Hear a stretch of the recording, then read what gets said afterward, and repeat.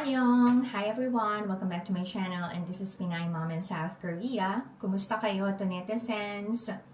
Dito sa Korea, maulan. Ako, hindi talaga nakatulog to netizens. Grabe, na-stress ako sa mga nabasa kong negative comments sa video na in-upload ko last time na umiiyak si Ina dahil sa academy. First of all, gusto ko mag-thank you sa lahat ng netizens na nag-encourage, nagsabi na fighting Ina, kaya mo yan Ina, malaking tulong talaga yan kay Ina. So maraming salamat sa inyo. And then there are some people na kini-criticize ng education system sa Korea. Pero ito talaga yung pinaka-worst. Sinasabihan kaming mag-asawa na hindi kami mabuting magulang. Meron pa nagsabing, ginagamit ko yung mga anak ko to earn money. Gusto kong mas maintindihan nyo yung buhay namin dito sa Korea. Sana, hindi lang din kayo mag-base, depende sa mga napapanood nyo sa vlogs ko. Kasi, ilang segundo lang yon, ilang minuto lang yon ng buhay namin. So, may mga nangyayari off-cam. Most of the time, iniisip ko na lang, part talaga ng pag-YouTube na makatanggap ng positive and negative comments. And then dyan din yung criticism. Tanggap ko naman yun. Kahit ayokong ma-stress, ayokong damdamin yung mga nababasa ko, tao lang din naman ako. May pakiramdam, nasasaktan. First of all, never kong ginamit ang mga anak ko to earn money from YouTube. Kung mapapansin nyo, hindi ko sila pinipilit.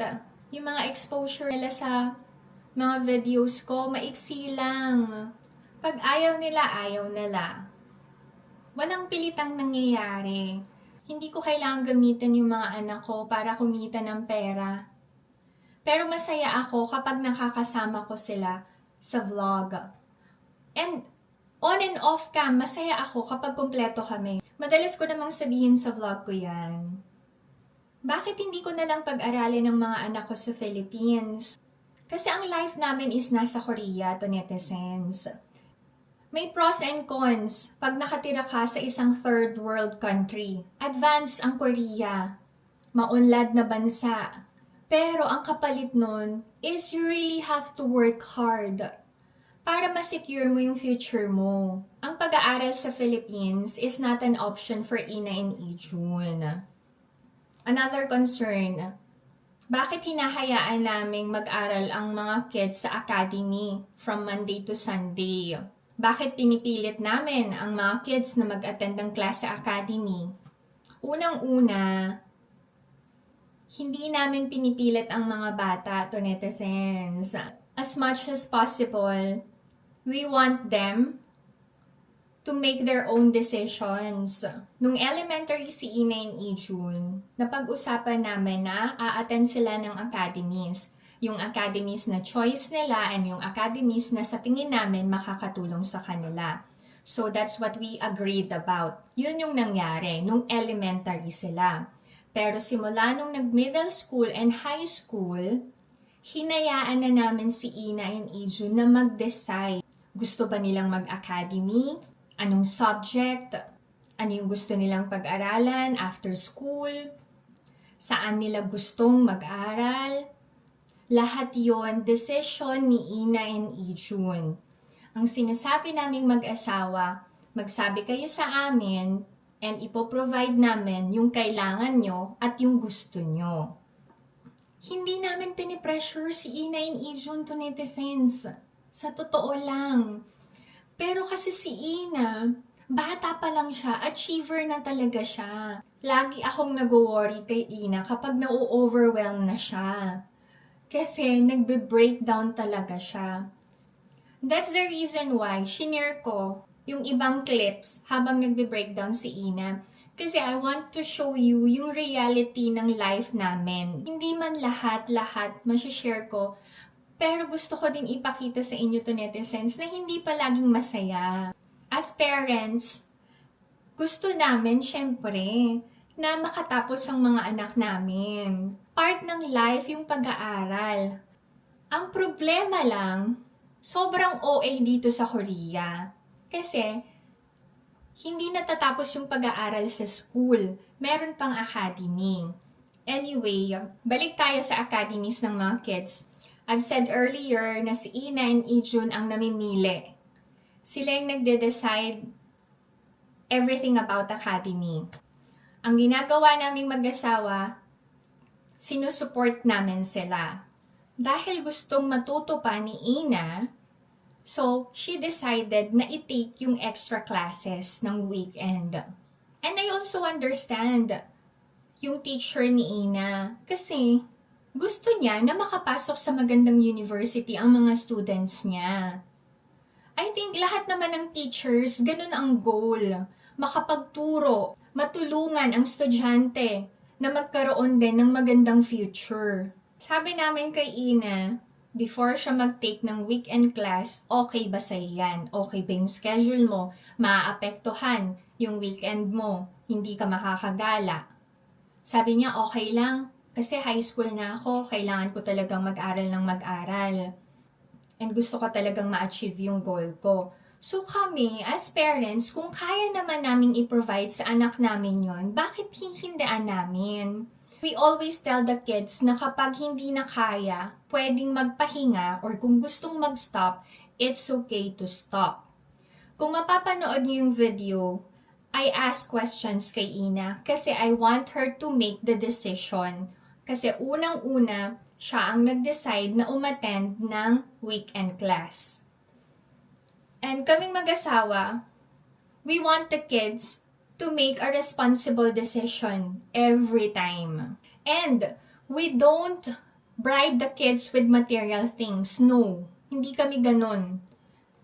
Kung may bagong gadgets, si Ina and Ijun, kailangan nila yon and deserve nila yon. Hindi dahil pinilit namin sila mag-aral, dahil mataas ang grades nila. Bonus na yun sa aming parents kung maganda ang scores nila sa exams. Pero we don't push them to study, gano'n. No. Pero dito sa Korea kasi, you should try different things hanggang mahanap mo kung saan ka mag-e-excel. Ganon dito sa Korea. That's the reason why madaming academies. So kung hindi mag-excel sa math, pwede sa English, may option. We don't just stop. We're looking for other options. Ina and Ijun know na nag-e-excel talaga sila sa math. Simula bata pa lang sila, magaling na talaga sila sa math. Share ko lang yung story, bakit nag-breakdown si Ina that day. Unang-una, may kasalanan talaga si Ina. Ang teacher tumawag kay Alex. Si Alex as Korean, binavalue yung oras. Ayaw naman Koreans ang late. Ayaw din nila ng absent. Time is gold. According to Honamjoon. That day, si Alex nasa Gapyong. Tumawag sa akin, tinatanong, nasan si Ina? Anong ginagawa ni Ina? That time, si Ina was supposed to attend math class. Pero, nanunood siya ng animation. Sabi ko kay Alex, wag nang pagalitan, kakausapin ko na lang. So, ganun ang nangyari. Habang kinakausap ko si Ina, naglabas siya ng sama ng loob niya. If you could remember, sinabi ko sa last part na masaya ako kasi nakapag-usap kami ng maayos ni Ina. As parents, gusto namin na maging responsable ang mga kids. Sa part na yon, mali talaga si Ina. Sabi namin, sana mas matuto na siya, sana mas i-value niya yung effort ng teacher. And it's okay to rest, it's okay to stop. Kung ayaw na talaga, kung pagod na talaga, okay lang lahat. Huwag pahirapan ang sarili. Kailangan lang niyang magsabi. And kami as parents, lahat yan maiintindihan namin. Sabi namin sa kanya. And alam niyo, nagbiro nga si Alex eh. Kung mag-stop na kayo sa academy, malaking masasave namin. Kasi alam niyo to netizens, every month, 2 million won ang nilalabas namin para sa academy. So imagine niyo yun. Kung walang academy ang mga kids, ang yaman-yaman na namin. Sabi ko talaga sa kanilang magkapatid, huwag na kayo mag-academy. Sa bahay na lang. Mag-aral tayo. Tapos sabi nila sa akin, hindi ka naman magaling sa math, mommy. Sabi ko, English. Kaya ni mami yan. Before I say goodbye to netizens, thank you so much kasi you're also helping me to become a better person, to become a better mom, and to become more careful when it comes to sharing our lives to public. So thank you so much. Na-appreciate ko yan to netizens. And lastly to netizens, I always ask my kids permission before I post or upload on social media. Hindi talaga ako madalas mag-post ng mga pictures and videos namin sa social media accounts ko. Kasi, that's how I respect Alex, Ina, and Ijun. Pag ayaw nila, ayaw nila. And it's the same thing with YouTube.